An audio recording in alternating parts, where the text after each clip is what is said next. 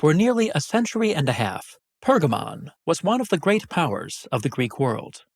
Its kings defeated the Celtic raiders of Galatia, assembled a library that rivaled Alexandria's, built a spectacular series of temples and palaces, and brought the Romans into Asia Minor.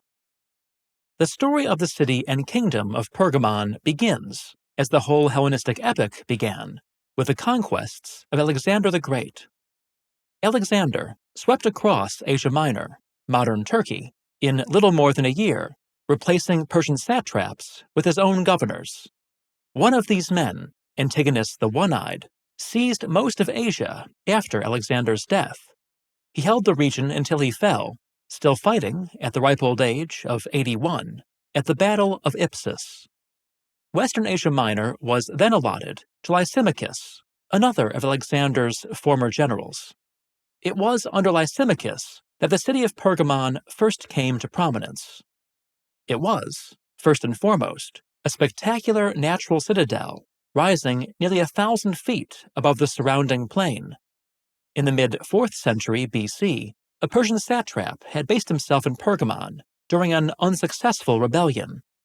Later, Alexander's illegitimate son Heracles had taken refuge there. Lysimachus made Pergamon one of his chief strongholds in Asia Minor. He established a treasury in the city, which eventually contained 9,000 talents, approximately £500,000 of silver. To guard the fortress and its treasure, Lysimachus appointed Philetaerus, son of Attalus, a trusted lieutenant. We know little about Philetaerus. We know that his father was Greek, but his mother was not. We know that he was a eunuch. And we know that he had a keen eye for political opportunity, since he switched his allegiance to Seleucus, ruler of Syria and Central Asia, shortly before the battle in which Lysimachus lost his life and kingdom. When Seleucus was assassinated the following year, Philetaerus ransomed the king's body, cremated it at Pergamon, and sent the ashes on to Antioch, confirming his loyalty to the Seleucid dynasty. For the next 2 decades, Philetaerus quietly built up the strength of his fiefdom, centered on the fertile valley of the Caicus River. He built sanctuaries, sent gifts to local Greek cities, and began to transform Pergamon into a monumental capital. Unable to have children of his own, he adopted his nephew Eumenes, who succeeded him in 263 BC. Shortly afterward, Eumenes defeated Antiochus, his Seleucid overlord, in battle, winning a measure of independence. But it was only under Attalus I, Eumenes' adopted son and successor, that Pergamon became the center of a kingdom. Early in his reign, Attalus won a spectacular, or at least spectacularly well-publicized, victory over the Galatians, Gauls who had recently settled in Asia Minor. This triumph gave Attalus the prestige he needed to claim the title of king. It also allowed him to pose as the defender of Asia's Greek cities and to present Pergamon as the new Athens, bulwark against the barbarians.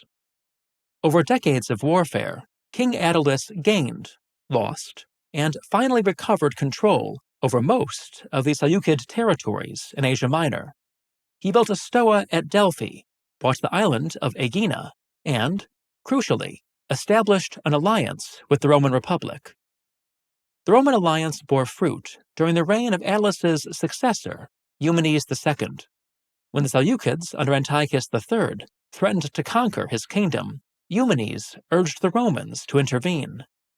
This, eventually, the Romans did, driving the Seleucids beyond the Taurus Mountains. In the aftermath, Eumenes successfully lobbied the Senate for control over most of Asia Minor. Despite his expanded territory, Eumenes faced many challenges. One of his rivals, Prusias of Bithynia, was advised by Hannibal, who won a naval victory by hurling pots filled with venomous snakes onto the decks of Pergamene ships. Eumenes himself was severely injured by Macedonian assassins who rolled boulders down on the king as he rode through a mountain pass. Under Eumenes, the city of Pergamon became an imposing royal metropolis. The citadel received its definitive fortifications, A vast gymnasium complex was laid out on the lower slopes, and the great altar of Zeus, the supreme achievement of Hellenistic art, rose in the shadow of the royal palaces. History enthusiasts everywhere have the same problem. You spend your evenings reading about Rome or the Reformation, but your shirt just has some faded band logo. Echoes of Antiquity, today's sponsor, is here to help. With more than 1,000 shirt designs spanning antiquity, the Middle Ages, and literary culture, Echoes of Antiquity has shirts for all historical interests and caters to everyone who appreciates a quietly clever take on the past. This shirt, for example, is a fun reference to Odysseus having himself tied to the mast to resist the sirens' songs. I was an Echoes of Antiquity customer long before this sponsorship. I hope that you'll enjoy their shirts as much as I have. Follow the link in the description to find a shirt that speaks to your passion for the past. Save 20% with the code ToldenStone20. Returning to our topic. Pergamon continued to flourish under Attalus II, Eumenes' brother and successor. Like Eumenes, Attalus pursued a policy of cultural diplomacy, building the huge stoa that now houses the museum in the Athenian Agora. He strengthened Pergamene rule in southern Asia Minor, founding the city of Attaleia, modern Antalya, on the Mediterranean coast. And, in every aspect of his foreign policy, he carefully maintained the alliance with Rome.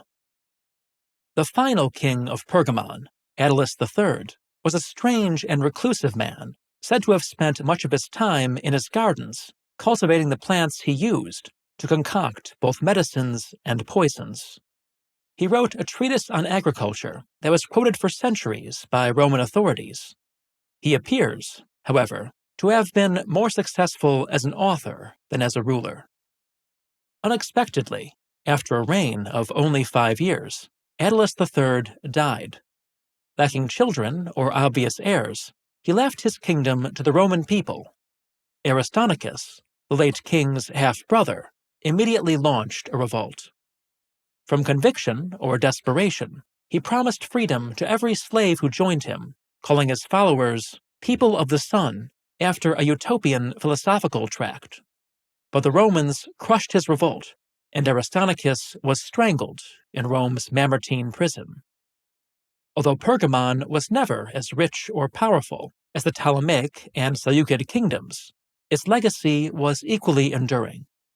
Eager to associate themselves with the legitimizing power of Greek culture, the kings of Pergamon built up a library reputed to contain 200,000 volumes, second only to the collection in Alexandria. Many of these books were written on parchment, which came to be so closely associated with Pergamon that the Latin word for parchment was pergamena. Pergamon remained a cultural center for centuries. Galen, the Roman doctor whose works defined Western and Arab medicine, was a native of the city. Pergamene sculptors gave definitive shape to the emotional and expressive qualities of Hellenistic art. The great altar of Zeus, now partially reconstructed in Berlin's Pergamon Museum, epitomizes their achievement. The famous Gigantomachy frieze depicts the primordial battle of the gods and giants on a scale unprecedented and never again achieved in Greek art. Pergamene sculpture impressed the Romans, who commissioned copies of such masterpieces as the Dying Gaul, now in the Capitoline museums. In some ways, Pergamon set the tone for the whole course of Roman art, not least by establishing the tradition of copying Greek masterpieces. During the Renaissance, the rediscovery of the famous Laocoon group, almost certainly inspired by a Pergamene original, profoundly influenced Michelangelo, Raphael, and generations of later artists. The most important legacy of Pergamon, however, was political.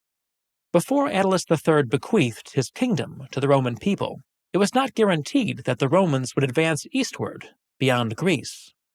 The king's bequest ensured that they would, and that the kingdom of Pergamon would become the province of Asia, soon to be one of the wealthiest parts of the Roman world. Eventually, the former territories of Pergamon became the Byzantine heartland. For half a millennium, it was the fertile fields and tough peasant soldiers of Anatolia that staved off the collapse of the Eastern Roman Empire.